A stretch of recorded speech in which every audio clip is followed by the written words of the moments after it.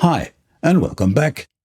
Third and last step in the initial preparation phase to set up a profound project is the formulation of goals and plans to carry out the goals. This video will walk you through the process and ensure that you avoid severe pitfalls on your way. Let's get started.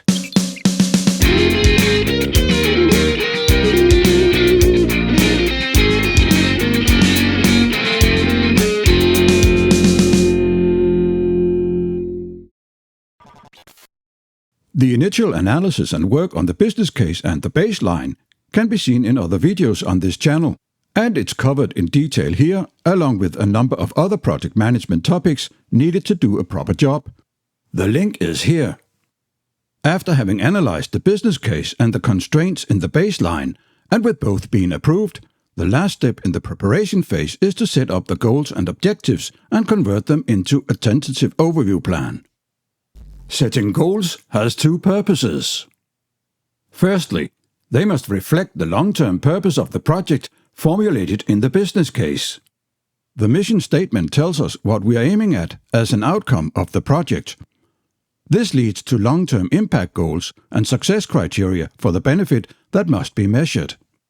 The impact goal in this example is an increase in earnings and higher competitiveness, and it's properly measured with statistical market data 1 or 2 years after project completion. Secondly, they must reflect the short-term functions and quality, available resources and deadlines to be met in the baseline. The technical solution tells us what we are aiming at as the product output.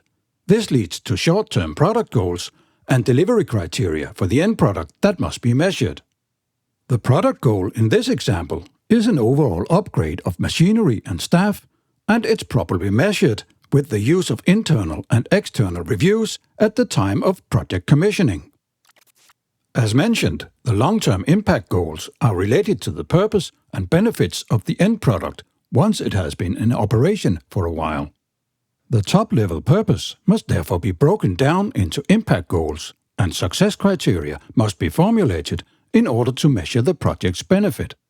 The success criteria are often laid out in an indication structure to ensure that we do not depend on a single and perhaps vulnerable measurement subject to fluctuating and unaffectable conditions. And furthermore, in the evaluation, we must often apply numerical, statistical data to ensure a certain amount of objectivity. Note that there is often only an indirect connection between the project deliverables and the long-term indicators. In some projects, mainly in social projects, this necessitates a so-called professional program theory in order to ensure their relevance. Until now, the project approval phases have been portrayed in a rather linear manner. In reality, impact goals are often tested in the host organization during their formulation. They undergo scrutiny in relation to a range of constraints elaborated in another video on this channel. Secondly, and equally as important, they are also weighed up against the purpose in the mission statement as well as the resources and time available. This often constitutes an iterative cycle with goals and potential purposes cycling back and forth before a decision is made. It helps qualifying the project and ensures a realistic solution with the approval from key players in the host organization before planning and implementation. Let's now look at the short-term goals. Long-term impact goals are measured regarding their success criteria after the end product has been in operation for a while. On the other hand, short-term product goals are measured in terms of their delivery criteria at the time of commissioning. Note that the success of a project can never be measured by its product goals and the deliverables. Measuring delivery criteria only tells us to what extent we have fulfilled the product requirements, not how the product owner later on uses it in benefit and profit realization. The delivery criteria are often measured under the context of SMART goals. In order to handle them easily, they need to be specific, that is, precisely formulated in short statements. They need to be measurable, documented, preferably in numerical ways. They also need to be accepted. Contributing stakeholders agree and will work in favor of the goals. Furthermore, they need to be realistic, that is, achievable within available funds and time schedules. And finally, they need to be time-bound. A deadline is set for the achievement of the goals. Here is a tentative example from a sales company. At project completion in 2 years, 15% of project funding has been applied to upgrade internal education among sales personnel. This enables them to handle multilingual technical sales in English and Spanish, with 90% having passed a certified exam and getting a 5% bonus pay raise. Evaluation of product goals mostly relates to technical specifications of ongoing deliveries, the monitoring task of the project, and of course the final deliverable. Thus, the delivery criteria can, in reality, only be defined later when the work breakdown structure has been made. This is covered elsewhere on the channel.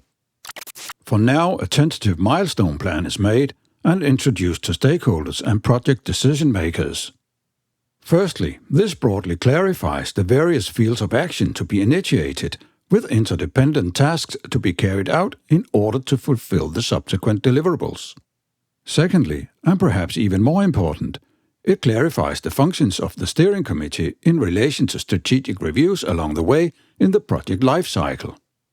Steering committees are accountable on an ongoing basis, and it's better to ensure this in a formal matter, with several gateway reviews over time. Later on, when the project has been finally approved and the planning phase starts, more thorough and profound plans are made. This is done with the help of Gantt charts to clarify the work breakdown structures, and rolling wave planning to make plans in due time and constantly keep the project up to date. This was the third and so far last video on the preparation phase and suggested methods for managing it. Remember, while there are plenty of recognized methods, there is no one exact right way to manage projects. You have to find your own way depending on your temper and your specific project.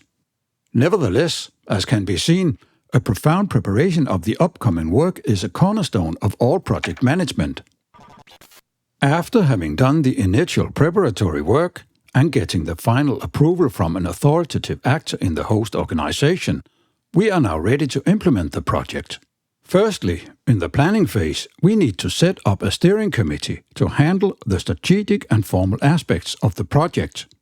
Secondly, we also need to refine the goals and plans in order to set up Gantt charts to unfold the milestone plan in a more thorough context. This is covered in another video on the channel. Thanks for watching.